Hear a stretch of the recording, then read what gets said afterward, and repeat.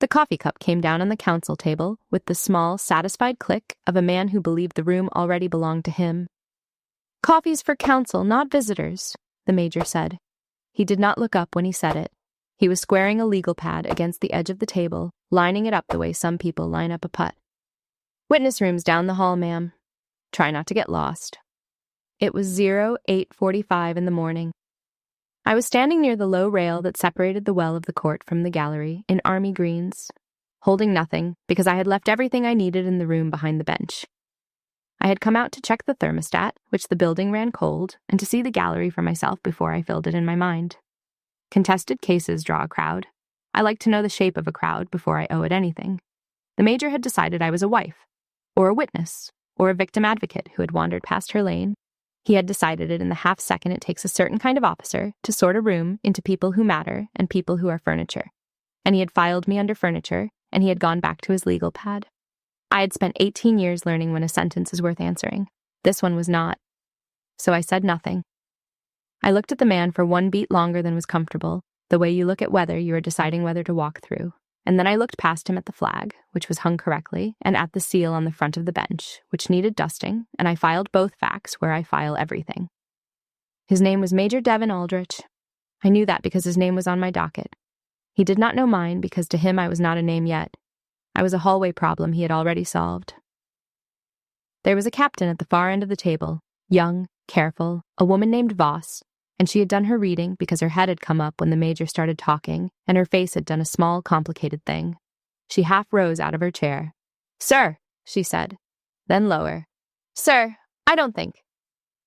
"Give her directions if she needs them, Captain," Aldrich said, and he still did not look up, and that was the moment I stopped feeling the sting of it and started feeling something quieter and more useful, which was patience. The captain had done her homework. Her major had not. In about 12 minutes, one of them was going to have a very bad morning, and it was not going to be the one who had tried to warn him. I did not need the last word. I have had the last word in rooms that mattered a great deal more than this one, and I have learned that it is overrated, and that the people who chase it are usually the people who have never held the final one. In a few minutes, I would have all of them. Every word, every objection, every ruling. I would have the whole morning in my hand, and I would hold it carefully, because that is the job. And because a man being wrong about you in a hallway is not a reason to be wrong about the law in a courtroom. I turned and walked back toward the small door beside the bench, the one that witnesses never use, and I let him keep his coffee, and I let him keep his certainty for 11 more minutes, because he was going to lose it all at once, and there was no kindness in stretching it out. Let me tell you who I was, so you understand why I did not answer him, because the not answering is the part people never believe. I am Lieutenant Colonel Vivian Marsh. That spring, I was 43 years old, and I was a military judge, detailed to the Army Trial Judiciary, which is a long way of saying that when the Army holds a court-martial, I am the person in the black robe whose whole function is to be the one part of the room that does not want anything. The prosecutor wants a conviction, the defense wants an acquittal, the witnesses want to be believed, the accused wants his life back. I want nothing, and the wanting nothing is the entire office. It is harder than it sounds. It is the hardest thing I have ever learned to do, and I came up as a litigator, which means I spent the first half of my career learning to want things very badly and to make a room feel my wanting. I had arrived at that courthouse before the sun. I do that. A judge does not get to be surprised in the room. Whatever is coming, I want to have already read it twice, so that when it arrives, I am not meeting it. I am recognizing it.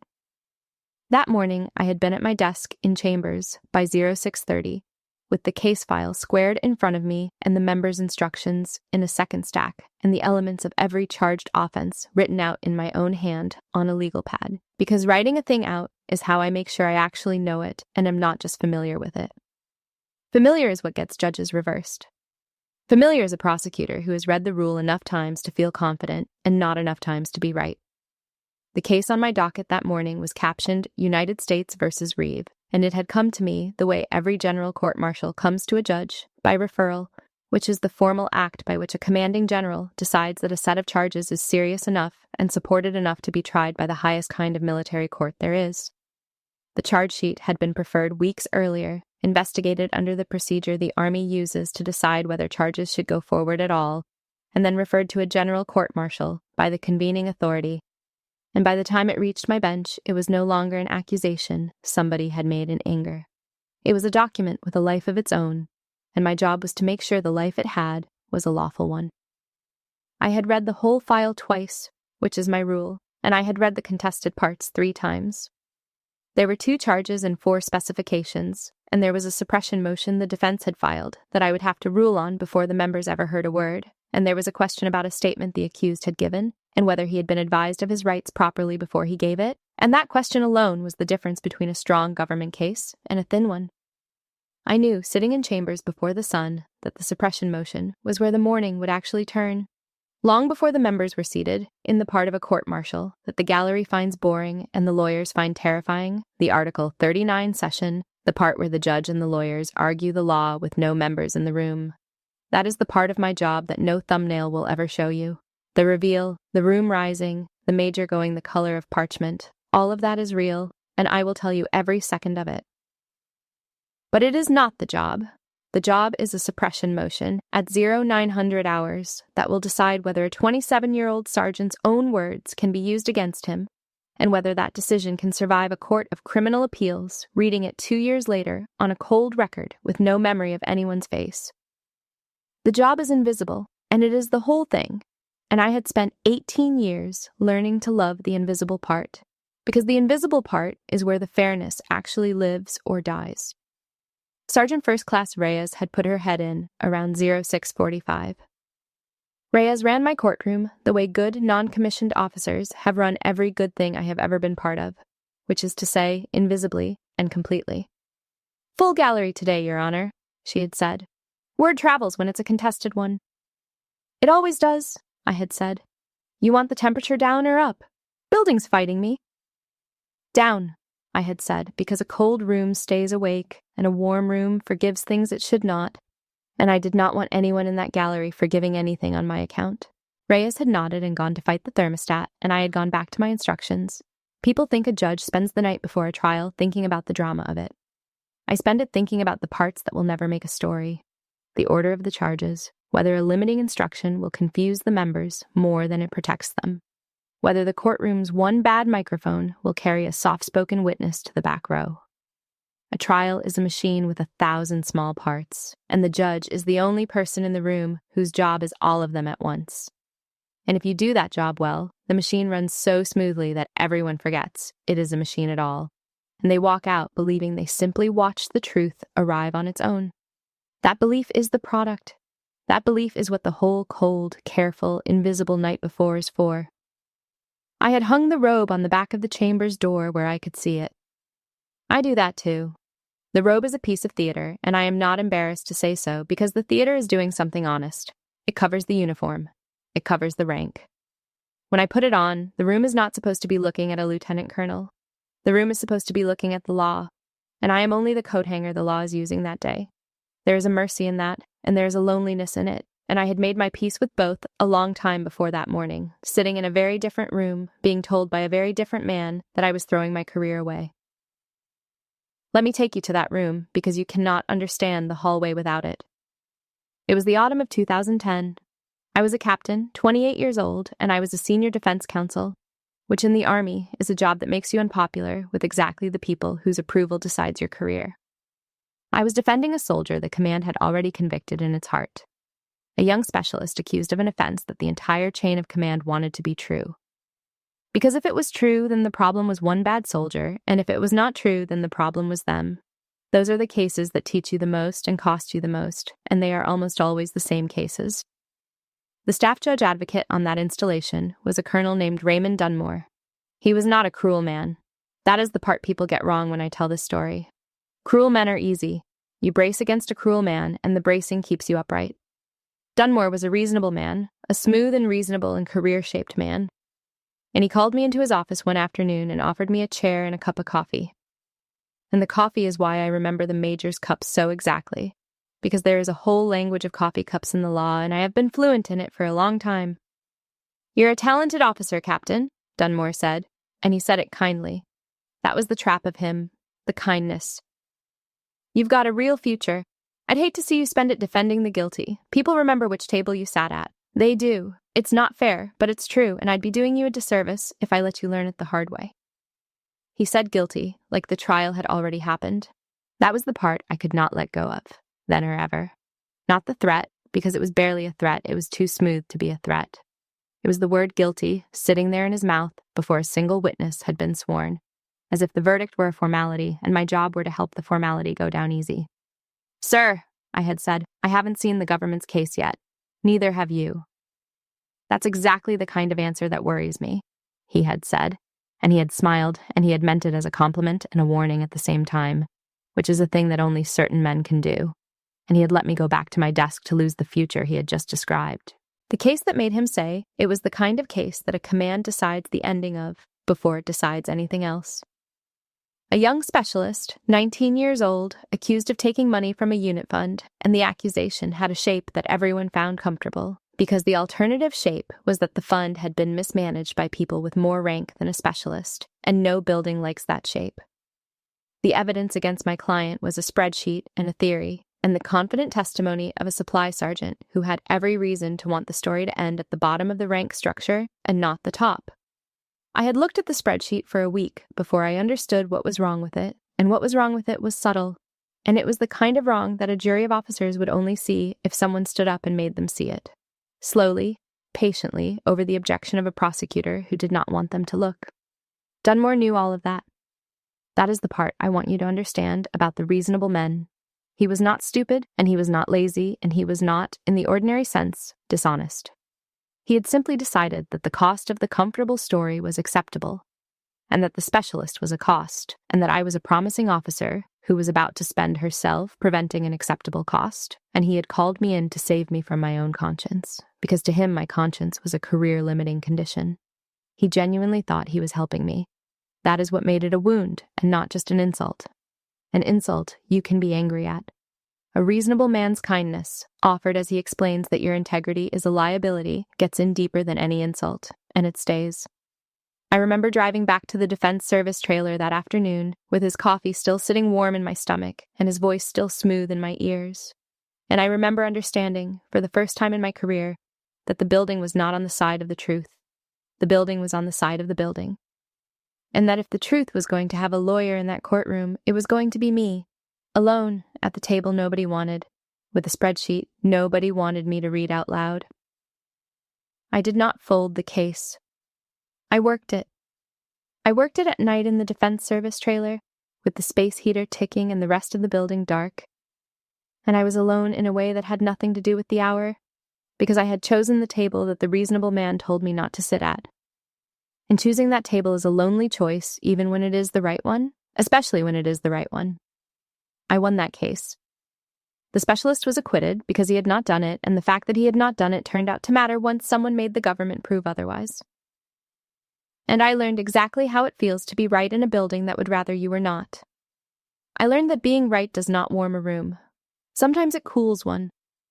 I carried that lesson for 15 years, and it made me a careful lawyer and a lonely one. And it was not until that spring morning, standing at the rail while a major called me furniture, that I finally understood I had been carrying it wrong.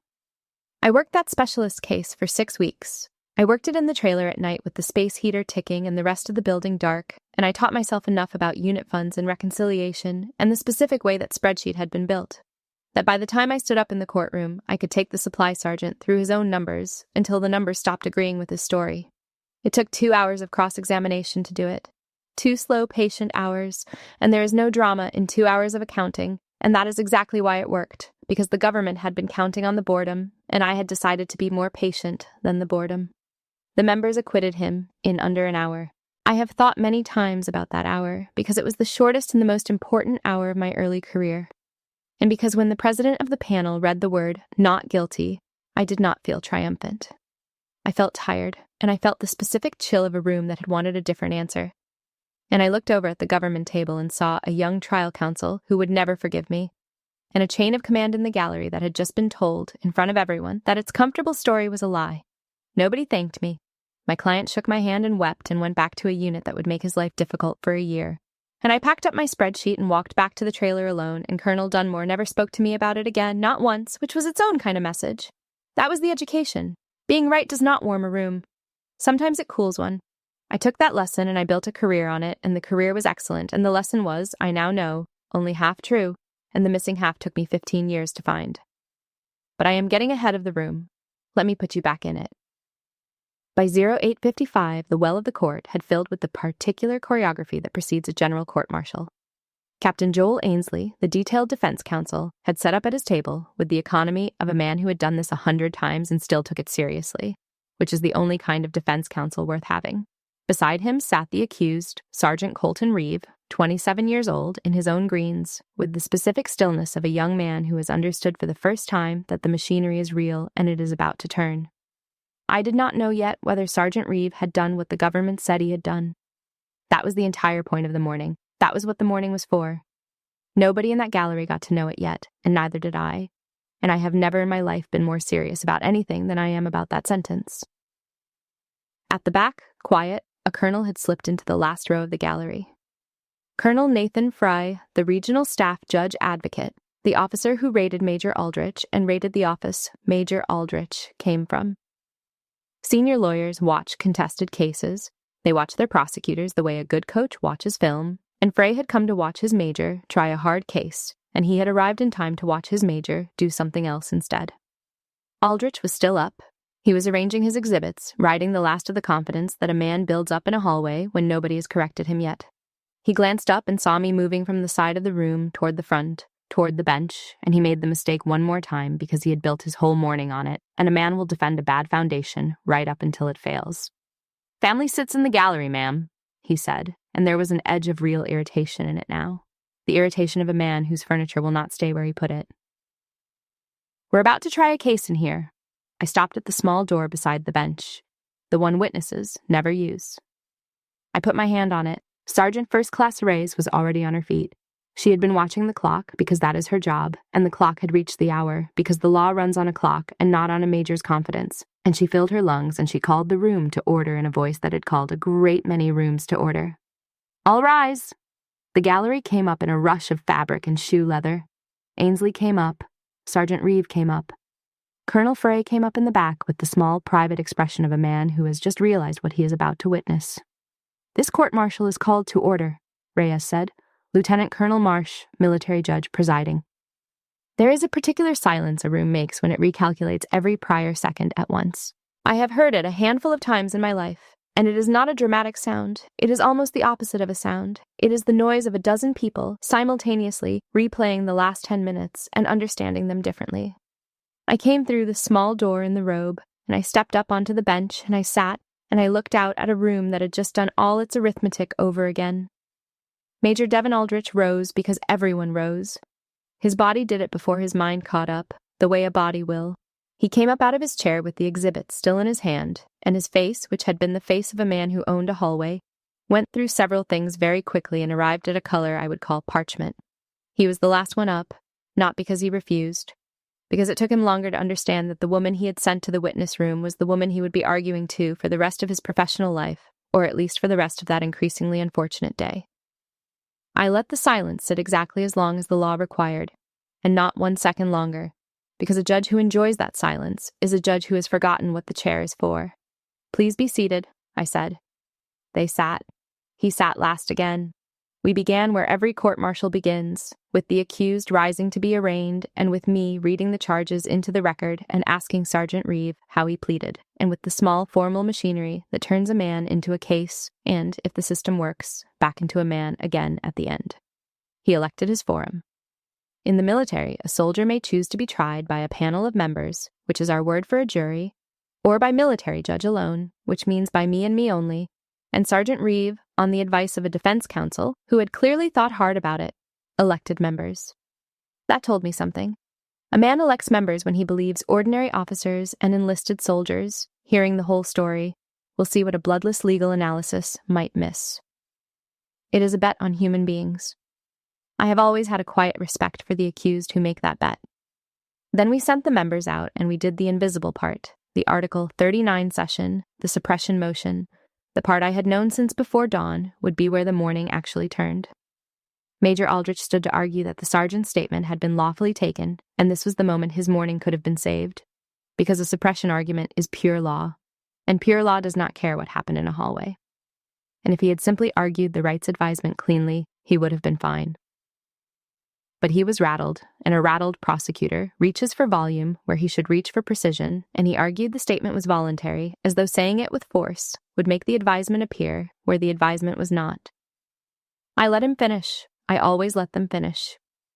Then I asked him one question, the question the whole motion turned on, which was whether the sergeant had been told he was suspected of a specific offense before he was questioned, as the rule plainly requires, and Major Aldrich looked down at his notes and discovered, in front of the colonel who rated him, that the answer in his own file was no. Captain Ainsley had known the answer was no for weeks. It was why he had filed the motion.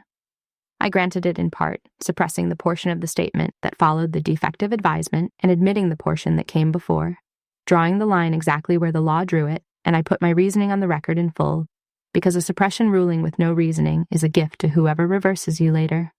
That ruling gutted a third of the government's case before a single member heard a word. It was the correct ruling. It would have been the correct ruling if the prosecutor had been my closest friend, and it was the correct ruling with a prosecutor who had, 90 minutes earlier, told me to go find the witness room. And that is the thing I want you to understand, because it is the whole story, and it is the part that no one expects. The moment the major recognized me was not the moment I won anything. It was the moment my actual work began, and my actual work was harder than any revenge would have been, and it ran in exactly the opposite direction from what every person in that room, including the major, including the colonel in the back, including a younger version of me, would have expected. Because the trap was set the instant Reyes said my name. The trap was this. Everyone in that courtroom now knew that the prosecutor had insulted the judge. Everyone knew it. And so everyone was going to be watching for the rest of the morning to see what I did with it, to see whether I ran the trial or settled the score. And the terrible, useful truth of the bench is that the appearance of fairness and the fact of fairness are not the same thing. And when they come apart, you do not get to choose the appearance. You are married to the fact. You have to be more fair to the man who wronged you than you would be to a stranger, precisely because he wronged you, and everyone knows he wronged you, and the record will outlive all of you. We moved to arraignment. Aldrich stood to represent the government, and his voice, which had filled a hallway so comfortably, had developed a small tremor at its foundation, the tremor of a man performing competence in front of the last person he wanted to perform it for. He fumbled a foundation on his first exhibit. It was not a catastrophic error. It was an ordinary one, the kind a rattled lawyer makes, offering a document without first establishing the chain that made it admissible. Ainsley, at the defense table, was on his feet before I could even shape the question.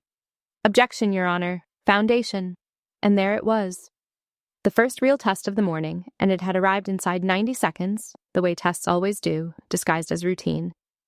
Because the honest ruling, the correct ruling, the ruling any competent judge makes on that objection, was to sustain it. Ainsley was right. The government had not laid the foundation.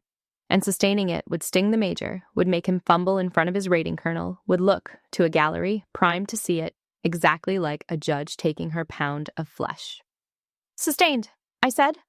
I said it flat. I said it the way I would have said it to a prosecutor who had never seen me before in his life, because that is who I owed the ruling to, the law and not the hallway. And I watched the major absorb it, and I watched him understand, slowly, that the worst thing about my being the judge was not that I would punish him. It was that I would not. It was that I was going to hold him to the exact standard the law held everyone to. No lower, and this is the part he had not braced for, no higher. There would be no theater of my restraint. I was not going to make a show of being fair to him so that everyone could admire how fair I was being. I was just going to be fair, silently, relentlessly, in a way that gave him nothing to push against and nothing to resent, and no story to tell later in which he was the wronged one. "Major," I said, "you may lay a foundation if you have one." "Your Honor, the government would ask the court's indulgence," he said. Indulgence. It was the wrong word, and he knew it was the wrong word the moment it left him, and I watched him know it. Indulgence was the one thing I could not give him. Not because of the corridor, because of the record. A judge who indulges a prosecutor because she feels sorry for the morning she has given him is a judge who has let the hallway into the courtroom through a different door. The whole point of not punishing him for the insult was that the insult could not be in the room at all. in any direction, as vengeance or as guilt. It had to be gone.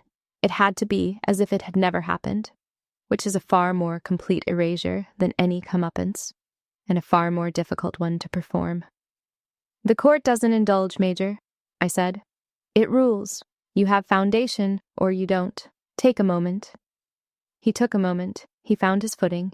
He relaid the foundation properly, the way he should have the first time, and I admitted the exhibit, and we moved on, and somewhere in the back of the gallery, Colonel Frey was learning something about his major that no evaluation report would have taught him. Once the suppression motion was decided, we brought the members in, and we selected the panel, which is the part of a court-martial that most resembles the things civilians picture when they think of a jury, except that in the military the members are officers and senior enlisted soldiers, detailed by the convening authority, and their rank and their bearing fill the box in a way no civilian jury ever does. There were 8 of them that day.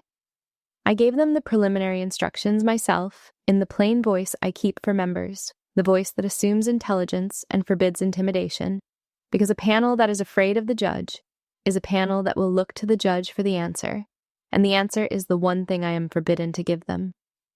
Then came voir dire, the questioning of the members, to find out whether any of them could not be fair, and this is where a careful judge earns her keep, because bias in a member is rarely loud. It is almost never a soldier announcing that he has made up his mind. It is a colonel on the panel who once held a job like the accused's, and cannot quite say he would keep an open mind about a man who held it badly. It is a first sergeant who has strong feelings about the specific kind of soldier the accused appears to be. Major Aldrich, to his credit, had recovered enough by then to conduct a competent voir dire, and Captain Ainsley challenged 2 members for cause, and I granted 1 challenge and denied the other, and I made a record of exactly why on each, because challenges for cause are reversed more often than almost anything else a trial judge does, and a thin record is how you lose a case 2 years after everyone has forgotten it. I watched Major Aldrich during that hour in the small moments between rulings, and I could see him doing the arithmetic that everyone does eventually, the arithmetic of who I actually was. Not the rank. He had the rank the moment Reyes said my name. What he was working out, slowly, over the course of that panel selection, was the competence, which is a different and slower recognition, and a more complete one. Rank you can resent. Competence, watched closely enough for long enough, you cannot. And by the second challenge for cause, I could see that he had stopped resenting me and started, against his will, to pay attention, which is the beginning of every real education a proud person ever gets. I want to tell you what was happening inside me during all of this, because the outside was very calm and the inside was doing something specific. I was not enjoying it. I want to be clear about that, because the story would be more satisfying if I told you I was. And it would be a lie. There is a version of this morning that lives in a lot of people's imaginations, the version where the woman who was dismissed gets to sit above the man who dismissed her and watch him squirm, and let me tell you, from the chair, that the view from up there is not what you think it is. From up there, a squirming lawyer is not a triumph. A squirming lawyer is a problem, because a squirming lawyer makes mistakes, and his mistakes land on the accused, on a 27-year-old sergeant whose life was the actual thing at stake in that room, and who deserved competent lawyering from both tables, regardless of how his prosecutor had behaved in a hallway he would never even know about. That was the thing I kept returning to, ruling after ruling, through the long middle of that morning. Sergeant Reeve did not do anything to me. Sergeant Reeve deserved better than a bad morning. And the way you give a man like Sergeant Reeve what he deserves is by refusing absolutely to let the room become about anyone other than him. So I kept it about him. Every ruling I asked myself the same question I have asked myself for years, which is not what do I want and not what does this lawyer deserve, but what does the record require? And the record required a clean trial, and a clean trial was the only revenge I was willing to take. And it was not revenge at all, which is exactly why it worked. We recessed at mid-morning. I stepped back into chambers and hung the robe on the door and sat down in the sudden quiet, and there was a knock, and it was Colonel Frey. I knew why he had come. I had known since I saw him in the back row. A senior lawyer who has just watched his prosecutor insult a judge in a hallway comes to chambers for one of 2 reasons, to get ahead of it or to apologize for it, and Frey was not the kind of man who got ahead of things, so I knew which reason it was before he opened his mouth. "Colonel Marsh," he said. He stayed in the doorway, correctly. I saw the corridor. I want you to know that I saw it. There was a version of that conversation that I could have had. I had earned it, the way you earn things you never get to collect. I could have told him what his major had said and how he had said it, could have described the coffee cup and the not looking up and the word visitors, could have handed the whole insult to the one person on that installation who could make it cost something. 15 years earlier, I would have.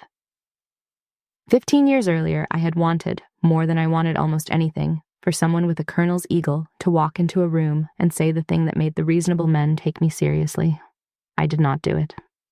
I appreciate that, I said, but that's not what I need you to have seen. He waited. What I need you to have seen, I said, is that your major mishandled a foundation on his first exhibit, and that the accused in that case is entitled to better lawyering than a bad morning, from both sides. That's the thing worth your attention. The rest of it isn't a legal matter, it's a hallway. I've been in a lot of hallways. Frey looked at me for a moment, and something in his face reorganized, the way the room had reorganized when Reyes said my name, and I understood that I had just done something more useful to my own reputation than any complaint could have done, and that I had done it without meaning to, which is the only way that kind of thing ever works. Understood, Your Honor, he said, and he meant it, and I could see him deciding, in real time, that the respect he now felt for me would show up not as a favor, but as a standard, which is the only form of respect from a senior man that is ever worth having. I have thought since about why I did not take what he offered me. He had all but held out his hands for it. A word from me and the corridor would have become a memorandum, and the memorandum would have followed Major Aldrich for years, and no one, not one person on that installation, would have said I was wrong to write it. I had the standing. I had the witness. I had 18 years of hallways stacked up behind me, and every one of them wanted me to reach out and collect on this one. And I understood, sitting across from Frey, that collecting was exactly the thing that would keep me in the hallway forever. Because the person who avenges every dismissal is a person who is still, in the deepest place, arguing with the room. She is still trying to win the welcome she was denied, still trying to make the arithmetic run right in front of everyone, still, in her way, asking the building to like her. Only now she is asking with a weapon in her hand. I had done that math 1,000 times in 15 years. I knew where it came out. It came out at a table nobody wanted, being right and being angry, which is the loneliest place there is, lonelier by far than the bench, because on the bench at least the loneliness is doing something useful. So I let it go, not because I am a better person than the woman who wanted to write the memorandum, because I had finally gotten tired enough, at 43, of arguing with rooms. There is a freedom on the far side of that tiredness that I had been walking toward my whole career without knowing its name. And I found it in a doorway with a colonel offering me a revenge I no longer needed. And I set it down, and it was the lightest I had felt in years. He left. I sat alone in chambers with the case file and the cold coffee and the robe on the door, and I want to tell you the truth about that moment, because it is the center of everything. I had waited 18 years to be believed on sight. 18 years of walking into rooms where the arithmetic ran against me before I had said a word, of being sorted into furniture by men who were certain that authority looked like them, of laying my own foundation over and over because no one would extend me the presumption they extended to a man of half my competence. 18 years, and that morning, for 11 minutes, I had gotten to feel the pure, clean weight of being finally, undeniably recognized, the whole room rising, the arithmetic running my way at last. And I had decided in chambers, over cold coffee, that I could wait a little longer to be believed on sight and be right instead. Because those are not the same thing, and I had spent 15 years thinking they were. And the difference is the entire distance between the captain in the trailer and the judge on the bench. The captain in the trailer had wanted to be welcomed. The judge on the bench had learned to be trusted. It had cost her the welcome, more or less permanently, and it had turned out to be worth more. We went back on the record. The morning became the afternoon. The case was, in the end, a good case, tried by 2 lawyers who had both found their footing, one of them the hard way, and I ruled it clean, ruling after ruling, and I did not raise my voice one time, because I never have to. The bench is the loudest chair in the room by design. It does not need volume, it has finality, and finality is quieter than anger and lasts a great deal longer. I want to give you one witness so you understand what the afternoon was actually made of, because it was not made of the reveal. It was made of ordinary, careful, difficult work. The government called a staff sergeant, a supervisor of the accused, and the direct examination went the way direct examinations go, and then Captain Ainsley stood to cross-examine, and the witness, who did not want to be helpful to the defense, began doing the thing reluctant witnesses do, which is to answer the question he wished he had been asked instead of the one in front of him. Ainsley pressed. The witness spread. Major Aldrich rose to object that the defense was badgering, and there was a real question in it, because the line between vigorous cross-examination and badgering is a line a judge has to draw a dozen times in a hard trial, and drawing it wrong in either direction damages the record. I called both counsel to the bench, away from the members, and I kept my voice low and level, the voice you use when you are correcting two lawyers at once without letting the panel see that anyone needed correcting. Captain Ainsley, I said, you may have your answers, but you will get them one question at a time. Major Aldrich, your witness is not answering the questions as asked, and I am going to instruct him too, and if he continues, I will consider it on my own motion. Are we clear? We were clear. I sent them back. I turned to the witness and I told him, in front of the members, in the plainest words I own, that he would answer the question that was asked and not the one he preferred, and that he would do it without editorializing, and I said it without heat and without apology. And he did it, because a witness always does it when the instruction is clean and the judge plainly does not care which side the truth helps. That is the whole secret of the chair, if there is one. The members do not need to believe the judge is on their side. They need to believe the judge is on no one's side. And you earn that belief in 100 small moments like that one, 100 times a trial, by being exactly as hard on the table you're supposed to favor as on the table you are supposed to fault. Sergeant Reeve watched me do it. I caught it, the way you catch things from the bench without seeming to look. He watched the woman his prosecutor had sent to the witness room run his prosecutor to heel in the same even voice she had used on his own counsel.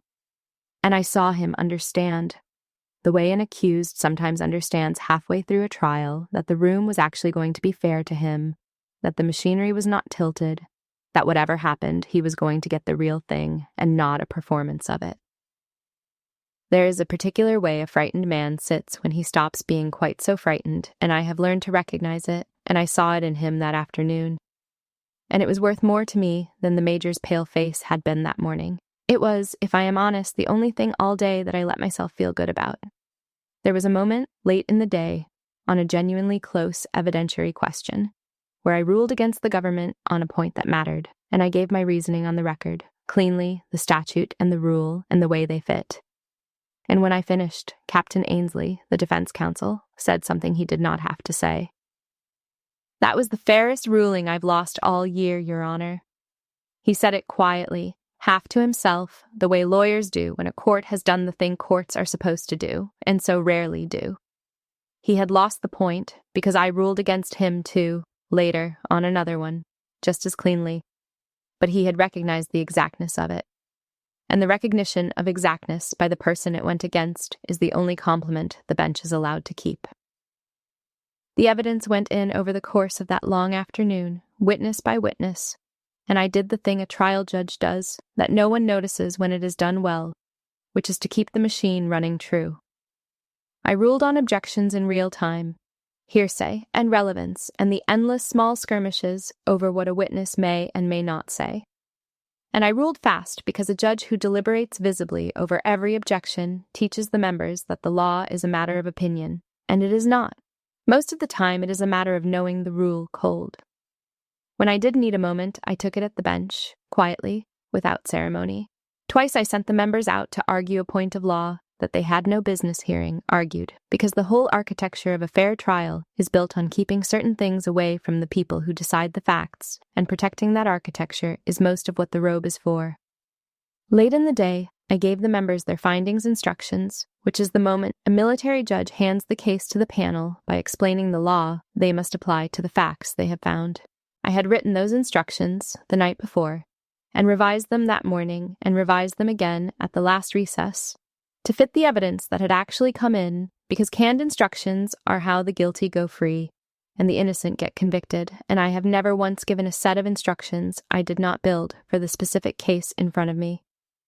I told them what the government had to prove, and to what certainty, and I told them, in the words the law requires and in my own steady voice, that the accused was presumed innocent, and that the presumption stayed with him unless and until the government carried its burden, and that the burden never shifted, and I watched 8 faces take that in with the seriousness that soldiers bring to duties they did not ask for. Then I sent them out to deliberate, and the courtroom emptied of its purpose, the way a courtroom does, when the members are behind a closed door, and there was nothing left for any of us to do but wait, which is the great equalizer of every trial.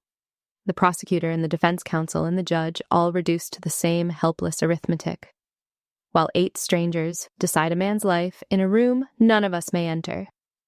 And Major Aldrich, across the well, met my eye once during that reasoning, one time, and then looked away first, and in that small surrender the recalculation completed. The corridor had become the smallest fact about me in his mind. He had told me 5 hours earlier not to get lost. And I had known the entire time exactly where I was. The consequence, when it came for the major, did not come from me. That is how it is supposed to work, and it is one of the few things about the system that works the way it is supposed to. During the afternoon recess, I came out of chambers and saw Frey and Aldrich standing together at the far end of the corridor near the window, and I did not stop, and I did not slow down. And I heard exactly one sentence as I passed, in Frey's voice, pitched low and level. "You'll apologize to the court. Then we'll talk about why you thought you could." I kept walking. It was not my conversation. A raider dealing with an officer is one of the private and serious mechanisms of the army, and it does its work best when no one is watching, and I had no business slowing down to enjoy it, and I did not want to, which surprised me a little, and pleased me more than the surprise, is that the apology came at the start of the next session, on the record, because Frey was the kind of colonel who understood that a hallway insult to a court is a matter for the court, even when it is not a legal matter. The major stood. "Your Honor," he said, "before we proceed, I owe the court an apology for my conduct this morning. It was unprofessional, and it was wrong, and I apologize to the court." He did not look at his shoes when he said it. I will give him that. He stood up straight, and he said it to me directly, which is harder than it sounds, and which told me there might be a real lawyer in there after all, under the hallway. I could have made him stand in it. There is a way of accepting an apology that keeps the person standing in it a beat too long, that lets the room look at them, that extracts a little interest on the debt. I know that way. I have watched judges use it. It is a small cruelty, dressed as gravity, and I wanted no part of it. "Thank you, Major. Apology accepted. Let's turn to the next motion." 6 words of acceptance and then straight back to work. The kindest thing I could do for him was not to linger, because lingering would have made the apology about me, and it was not about me, it was about the court, and the court had better things to do, which was the entire lesson I had spent the day trying to teach without ever once saying it aloud. The members came back in their own time, as members do, and the president rose to announce the findings, and the courtroom held the particular breath it holds in that instant, and I am not going to tell you what they found. I want you to sit with that for a moment, because it matters more than the verdict does. You came to this story for a reveal, and you got one, the whole room rising, the major going pale. But the verdict in United States versus Reeve is not mine to hand around for the pleasure of a story, and the fact that I will not tell it to you is the same fact as everything else I have been trying to say. The case was never a prop for my morning. Sergeant Reeve was a man, not a scene, and whatever the 8 members decided, they decided it clean. On a clean record, because I had spent the whole day making sure the only thing in that room was the evidence and the law, and not a hallway, and not a grievance, and not me. We finished. The case went where a well-tried case goes, into the members' hands, and then into the long machinery of review that follows every general court-martial, cleanly, with a record I would not be ashamed to see reviewed by anyone. And at the end of the day, I sat in chambers one more time, the robe over the back of the chair, now instead of on the door, and I let myself feel the thing you are only allowed to feel when the room is empty. Nobody claps for the judge. That is the job. You trade the applause for the last honest word in the room, and it is a good trade, and it is a lonely one, and both of those things are true at once, and neither cancels the other. The discipline that had made me good at that chair was the same discipline that had left me eating alone in a trailer at 28. The stillness that let me rule cleanly against a man who had insulted me was the same stillness that kept most people at a slight, respectful distance for most of my life. I did not get to be the judge and also be warmly welcomed into every room. I had to choose a long time ago, and I had chosen the chair, and the price of the chair is that you are the one part of the room that does not get to want anything, including, especially, to be liked. People imagine the loneliness of authority as a kind of grandeur, a solitude at the top with a good view. It is not that. It is smaller and more ordinary than that. It is being the person who cannot join the lawyers when they go to lunch, because tomorrow you may rule against one of them and the appearance of the thing matters. It is learning to keep your opinions off your face for so many years that your face forgets how to hold them even off the bench. It is the recusal you file when a case touches someone you know, cutting yourself out of the very rooms where your friends still are. The discipline that makes you trustworthy is a set of small daily amputations, and you perform them yourself, and no one sees you do it. And if you have done them well, no one ever will, because a judge who is visibly sacrificing is a judge who is asking for credit, and asking for credit is the one thing the chair does not allow. I had performed those amputations for 18 years. I had gotten good at them.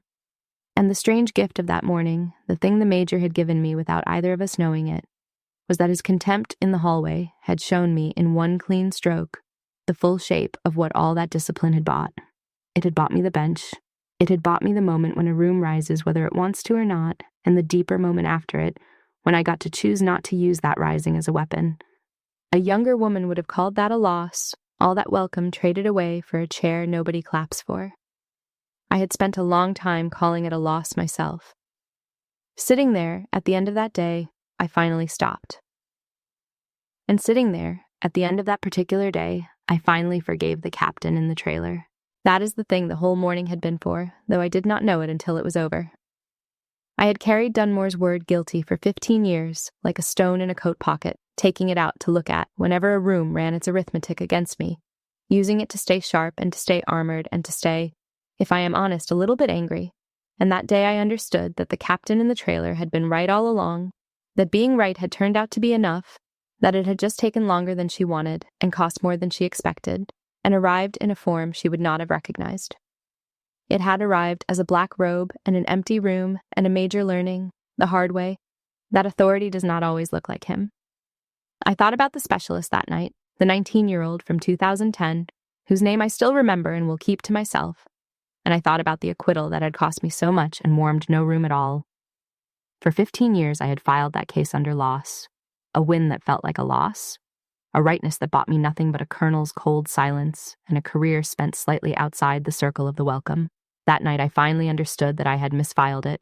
It had not been a loss. It had been the first payment on the chair. Every unpopular case, every cold room, every lunch I ate alone in a trailer while the reasonable men laughed together down the hall, all of it had been the slow purchase of a thing I could not have named at 28, which was the capacity to sit above a man who had wronged me and refused to make him small. You cannot buy that capacity with talent. You can only buy it with exactly the currency I had been spending in resentment for 15 years. And the moment I saw that the resentment had been the payment and not the wound closed. It just closed. After 15 years, in a cold room over cold coffee with the robe on the door. Dunmore had told me people remember which table you sat at. He was right. What the reasonable man never learned, because reasonable men are excused from learning it, is that the table you get sent away from often turns out to be the one worth sitting at. And the exile they hand you turns out, if you can carry it long enough without letting it sour, to be a kind of training. He thought he was warning me away from a bad career. He was pointing me, without either of us knowing it, straight at the only chair I was ever going to be able to sit in, honestly. I would have liked to tell him that. I never did. Some debts you settle by simply becoming the thing the other person swore you never could. The younger man, Dunmore, had told me people remember which table you sat at. He was right. They do. What he did not know, because he was the kind of reasonable man who never had to learn it, was which table that turns out to be. It is not the table the building prefers. It is the one in the middle, up a step, behind the seal that needs dusting, where you sit when you have finally stopped needing the room to like you and started letting it trust you instead. I gathered my file. Reyes had already squared the courtroom away, the flag correct, the chairs pushed in, The whole apparatus reset for whatever came next, and she gave me a nod on my way out that contained an entire morning's worth of understanding and not one unnecessary word, because she is the best kind of soldier, and the best kind of soldiers do not narrate. Captain Voss was on the courthouse steps when I came out into the long gold light of the end of the day. She had waited. I could see that she had waited, and I could see that she was not entirely sure why she had, or what she meant to say, which is the condition of most young officers, standing at the edge of something they have just watched and not yet understood. "Your Honor," she said. Then she stopped. Then she started again. "For what it's worth. Thank you. For how you ran it." She did not say for not destroying my major, though that was part of it. She did not say for showing me it can be done that way, though that was more of it. She said thank you for how you ran it, and she left the rest in the space between us where it belonged, and I understood that she was the next one, the one who would carry it forward, the captain in some future trailer choosing some future table, and that the only thing I had to give her was the only thing anyone had ever needed to give me, which was the sight of it done right, once, by someone who did not have to. "Read it twice," I told her. "Rule it clean, and let the room catch up on its own time. It always does. That's the part nobody tells you. You don't have to make them see it. You just have to be right, and be patient, and be there when they finally rise." She nodded like she would remember it, and maybe she will. And maybe she will have to learn it the long way anyway, because most of us do, because there are lessons that will not go in through the ear and have to go in through the ears. But I said it, and I meant it, and I drove home through that gold light with the corridor already shrinking behind me into the small story it was always going to become. By the on-ramp, I had stopped telling it to myself. That is the truest thing I can tell you about the whole day. Not that I won, because I did not win anything. There was nothing to win. Not that he lost, because his losing was never the point and never gave me anything. The truest thing is that by the time I merged onto the highway, the man in the hallway had already stopped being a story I needed to tell, and a story you no longer need to tell is a story that has finally finished happening to you. So let me say the last part to you, whoever you are, because I suspect you did not come to this story for a courtroom. If someone has ever pointed you toward the cheap seats in a room that was yours, if someone has ever looked at you and run their arithmetic and sorted you into the furniture, if you have ever been told, in words or without them, to go sit with the witnesses of your own life, then hear me, because I have been where you are, in more hallways than I can count, and I know the specific heat of it in your face and the specific pull toward the last word. You do not owe the room a correction the moment it misreads you. I know that is not what you want to hear. I know the want. The want is to set them straight, immediately, completely, to make the arithmetic run right in front of everyone. But there is another way, and it is harder, and it is slower, and it is the one I would trade all my last words for, and it is this. Take the seat that is actually yours, the real one. Do the work twice as clean as anyone can fault. And let them rise when the truth is finally called, in its own time, on the clock that the truth keeps, and not the one you would set for it. They will stand. That is the thing I most want you to believe. They always stand. The truth gets called eventually, in every room worth being in. And when it is called, the whole room comes up out of its chairs, whether it wants to or not, the certain ones last. And you will not have had to say a word. And you will already be exactly where you were supposed to be. You will have been there the entire time.